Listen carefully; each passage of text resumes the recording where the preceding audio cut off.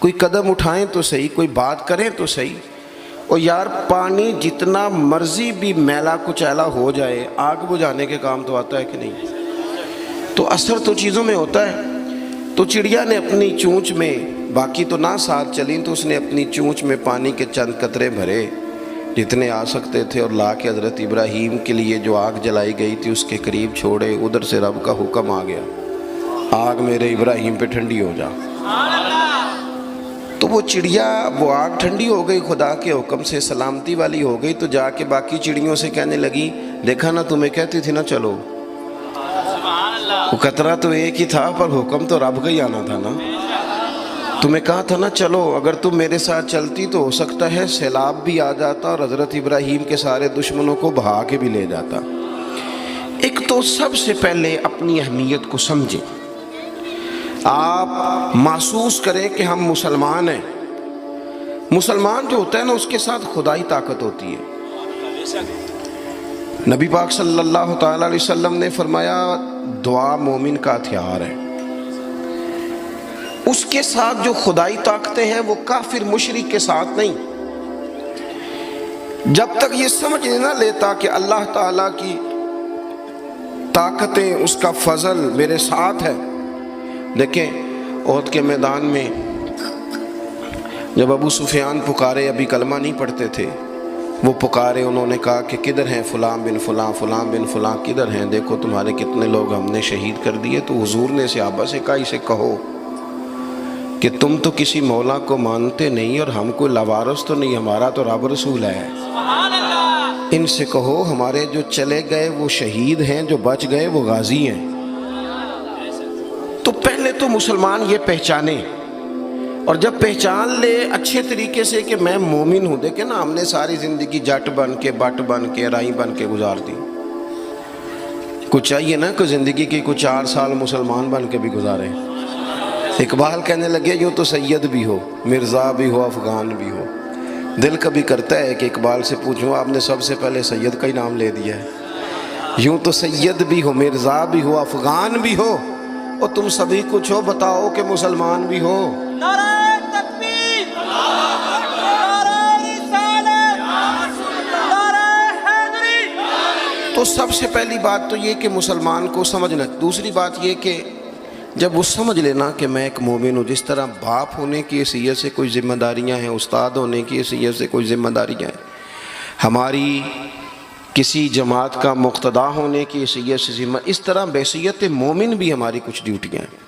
اللہ تعالیٰ نے قرآن مجید میں فرمایا والعصر، محبوب آپ کے زمانہ پاک کی قسم ہو، ان الانسان لفی خسر، بے شک انسان نقصان میں، خسارے میں، سب انسان نقصان میں، الا الذین، سوائے ان لوگوں کے، آمنوا وعملوا الصالحات، جو ایمان لائے اور پھر نیک اعمال بھی کیے۔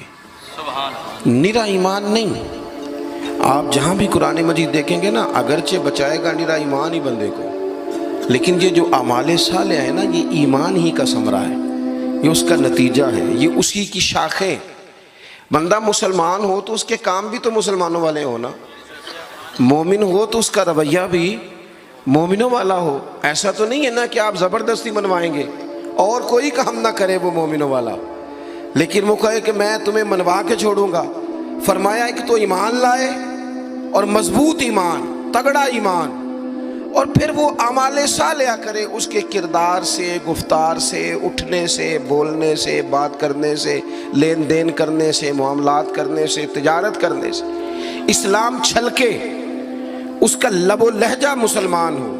اقبال کہنے لگے خرد نے کہہ بھی دیا لا الہ الا اللہ تو کیا حاصل، دل و نگاہ اگر مسلمان نہیں تو پھر کچھ بھی نہیں۔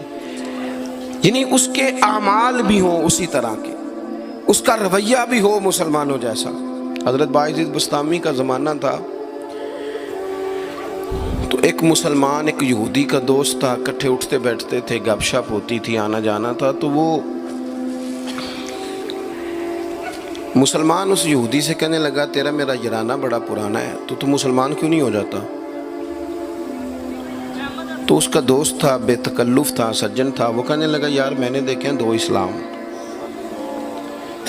ایک ایک اسلام وہ ہے جس پہ تو عمل کرتا ہے، اور ایک وہ ہے جس پہ حضرت بایزید بستامی عمل کرتے ہیں۔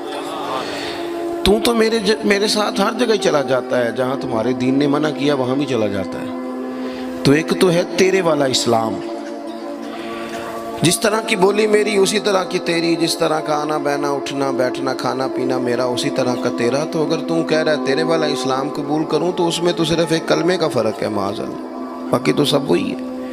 اور ایک اسلام ہے حضرت بایزید کا، بولے تو سچ بولے، کھائیں تو طیب کھائیں، دعوت دیں تو خیر کی دیں، بات کریں تو بھلائی کی کریں۔ اگر اسلام وہ ہے جس پہ حضرت بایزید عمل کرتے ہیں تو پھر تو ان سے کہے مجھے دین کی دعوت دیں، ان والا اسلام میں قبول کرنے کو تیار ہوں۔ جب تک ہمارے مزاجوں میں ہم نہ زبردستی، جب آپ ناراض نہ ہونا، بعض دینی لوگ اسلام کو لبادے کا نام ہے، داڑھی رکھ لی پگڑی باندھ لی تو بس اسلام مکمل ہو گیا، جبر کریں گے، بعض دفعہ اس طرح کا لہجہ اختیار کریں گے کہ لوگ پریشان ہو جائیں گے۔ اور بھئی اسلام فقط ظاہری حلیے کا نام نہیں، آپ کو پتہ ہے عقیدہ اور نظریہ تو بات ہی ساری باطن کی ہے، آپ کے اندر دین کتنا ہے، آپ سچ کتنا بولتے ہیں، دیانتدار کتنے ہیں، حلال حرام کا فرق کتنا کرتے ہیں، اس سے آپ کے اسلام کا پتہ چلے گا۔ اس سے پتہ چلے گا کہ آپ کس قدر زیادہ مسلمان ہیں۔ صرف حلیے کا نام اسلام نہیں، میری بات کو یاد رکھیں۔ تو اللہ فرماتے ہیں کہ ایمان لاؤ، پھر ایمانداروں جیسے کام بھی کرو، اور پھر یہ نہیں کہ جس طرح کی ہوا ہو تم بھی ادھر کے ہو جاؤ۔ وَتَوَاصَوْا بِالْحَقِّ، تمہارا ایمان بھی ہو، اعمال بھی ہوں، اور تمہیں حق بھی کہنا آتا ہو۔ ہمارے ہاں لوگوں کا حق کہنا آتا ہے پر غریبوں کے بیچ۔ میں جی ہمیشہ سچ بولنا کدے نال؟ ماڑے بندیاں نال۔ میری گل کھری کرنا بھی، تو کھری گل ڈی ایس پی دے منہ تے کری جا کے، تیرا پتہ لگے یہ جڑی تو کھری گل کرنا ہے نا۔ دیکھو نا جی، آپ سارے لوگ مجھ سے پیار کرنے والے ہیں، میں جو مرضی کہوں آپ نے کہنا ہے ماشاءاللہ، محبت سے ہیں نا آپ۔ مزہ تو تب ہے کہ ایوان اقتدار میں آپ جائیں، وہاں آپ سچ بات کریں۔ بہت سارے لوگ سچ بولتے ہیں دوسروں کے بارے میں، حالانکہ سب سے زیادہ سچ اپنے بارے میں بولنا چاہیے۔ لوگوں کے عیب چھپانے کو حکم ہے، وہ دنیا بیان کرتی ہے، اور اپنے لیے استغفار کا معاملہ ہے، وہاں لوگ دعوی نیکی کر جاتے ہیں۔ حق بات کی جائے، حق۔